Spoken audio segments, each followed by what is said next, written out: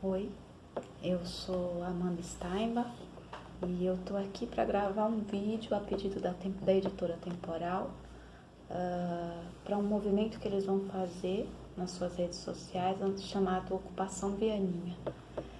Eles me enviaram gentilmente um e-mail pedindo que a partir dos meus estudos sobre Vianinha eu falasse um pouco da obra dele, Corpo a Corpo, que foi a última obra editada e lançada pela editora Temporal.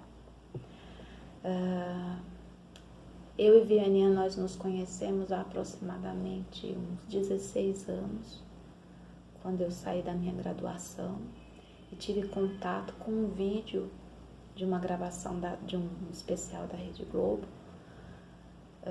baseado no roteiro do Vianinha, que era uma adaptação que ele fazia da tragédia grega Medeia para os tempos atuais, 1970, início da década de 70.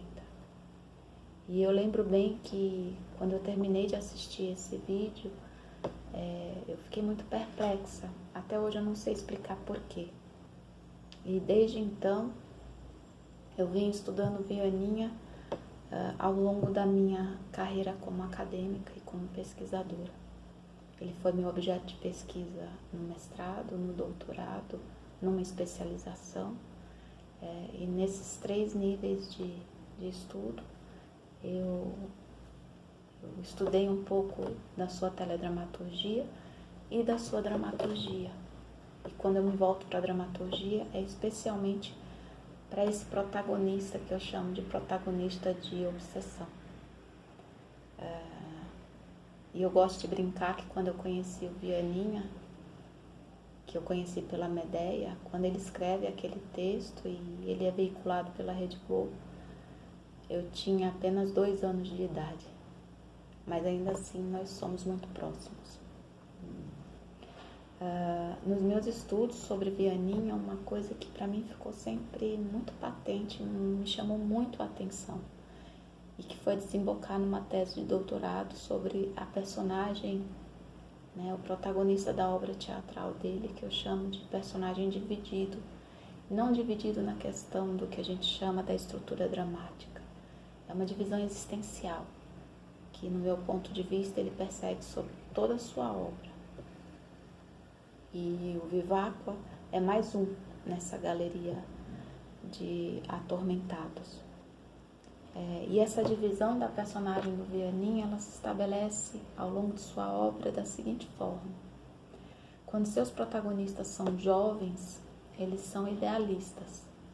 Eles querem um mundo social, sonham com um mundo social mais justo. E quando eles entram na idade adulta, que eles precisam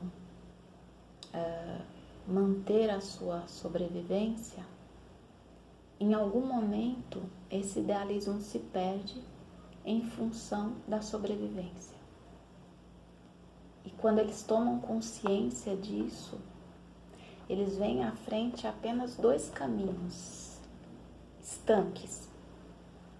Ou eles largam o que estão fazendo em nome do seu idealismo e vivem materialmente à margem da sociedade, ou eles se mantêm no seu trabalho, exatamente como eles vivem naquele momento, e abrem mão do seu ideal.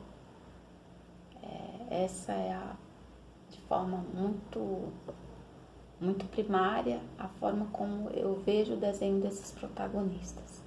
E que isso só vai ser lançado de fato na última obra dele, do Rasga Coração, quando seu protagonista consegue entender que ele é um homem comum, que precisa sobreviver materialmente e que para fazer isso ele está num trabalho medíocre, mas que nos espaços que ele ainda tem, ele luta por uma igualdade social.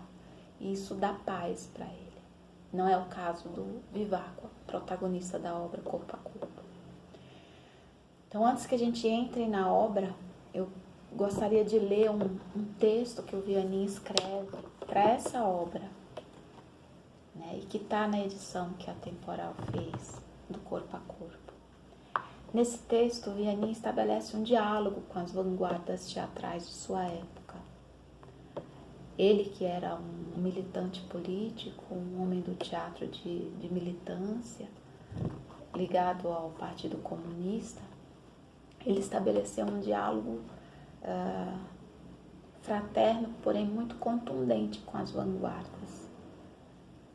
E a briga dele não era exatamente contra as vanguardas, não, ele sabia que era necessário e que era um movimento natural do teatro, da existência do teatro e de qualquer arte, né? Que as formas e as estéticas, elas estão em pleno movimento. Mas para aquele momento, a briga dele era do grau de abstração. Mas independente desse texto tratar das vanguardas estéticas do momento, eu gostaria de pedir licença para ler no que ele revela dessa personagem do corpo a corpo e de grande parte dos protagonistas da obra teatral de Vianney. Ele diz assim: com corpo a corpo, pretendo pôr a bola no chão. Eu não sei o que faria se estivesse no lugar do Vivaco, personagem de corpo a corpo. A sua falta de saída é objetiva, seja ele bom, mau, médio caráter. No caráter. As armas que ele sabe usar bem, as armas que lhe dão objetividade no mundo, que lhe dão referências, as armas que ele utiliza e através das quais ele é um ser humano, é ser social, são as armas de um jogo que ele detesta. Então, ou ele deixa seus instrumentos de objetivização e se torna um ser em abstração, em casulo, ou então usa suas armas objetiva-se, existe e mantém o jogo que ele detesta. Agora, o que é mais importante é que as coisas são assim, mas com 1000 camadas intermediárias que possibilitam a liberdade humana, as decisões e aí sim, as avaliações da personalidade. Mas o quadro em que ele existe é esse. Viváqua, porém, não está no teatro de vanguarda, onde as coisas só existem nos limites abstratos. Ele está no teatro brasileiro, que longamente tem perseguido a percepção dessas mediações, os claros e escuros da realidade. E nesse campo, Viváqua decide, muda de opinião, decide de novo, redecide, revoluteia, pensa, pensa, pensa. Essa parte desse texto de Vianney explicativo sobre a obra Corpo a Corpo revela muito do Viváqua. Quem é o Viváqua e que obra é essa, Corpo a Corpo? Corpo a Corpo é o único monólogo que Vianney escreveu ao longo de sua fecunda e curta trajetória como dramaturgo. Durante uma noite insone, Viváqua, um publicitário, se debate com seus valores. A cena já começa em alto grau, com ele lutando contra a sua noiva, que é, na verdade, filha do dono da agência, e dizendo que o mundo não pode ser aquele. E a sua revolta porque o seu melhor amigo vai ser demitido da agência. Esse é o estopim da ação. E de que ação? A ação que vai transcorrer numa noite insone em que Viváqua repassa toda a sua vida, da sua juventude idealista de estudante de ciências sociais e pretendente a ser diretor de cinema alternativo, a sua atual vida como publicitário de bens de consumo que poucos podem consumir numa agência publicitária. E nessa noite em que ele passa insone, cheirando muita cocaína, ele tenta estabelecer desesperadamente contato com o mundo. Ele liga desesperadamente ao telefone para várias pessoas, ex-amantes, o seu chefe, o seu melhor amigo, e quase nunca ele encontra essas pessoas ou estabelece diálogos muito dissonantes. Uma outra maneira de buscar a vida ou de tentar dizer para o mundo o incômodo dele naquela noite é gritar pela janela do seu apartamento. E ele também não estabelece um diálogo amistoso com ninguém que está fora daquele espaço da casa dele. E por último, ele tenta num rádio amador que um amigo deixou na casa dele, também estabelecer. E só num dado momento ele estabelece um diálogo fraterno com um personagem que aparece num país da América Latina. Nessa noite ele passa em revista a sua vida e a sua existência e decide que vai mudar, que vai dar uma guinada na vida e que vai retomar os seus valores. O dia amanhece e ele recebe o telefonema do seu chefe, que está nos Estados Unidos, dizendo que ele conseguiu fechar a campanha e que o Viváqua precisa fazer as malas e partir para os Estados Unidos. E a peça acaba, o Viváqua todo vestido com seu uniforme de publicitário, o seu terno de bom corte. Ele retoma com a noiva, pede para ela providenciar as passagens e ele sentado na mala, sentado sobre a mala dele, dizendo ao mundo que ele não vai sucumbir a essa lógica. Uma leitura primeira de Corpo a Corpo nos faz pensar que de nada valeu a noite. Às vezes a gente se apega ao desfecho da peça. Mas para você que vai ler o Corpo a Corpo, perceba tudo o que acontece antes do desfecho. É ali que se revela a consciência dessa personagem.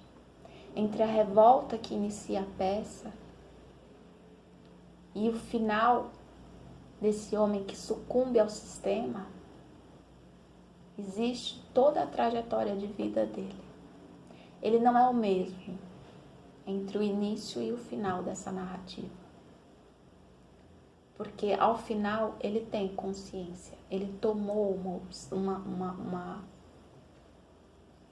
ele teve uma opção, ele tomou uma atitude consciente agora de que vai vender parte da sua alma para continuar no jogo.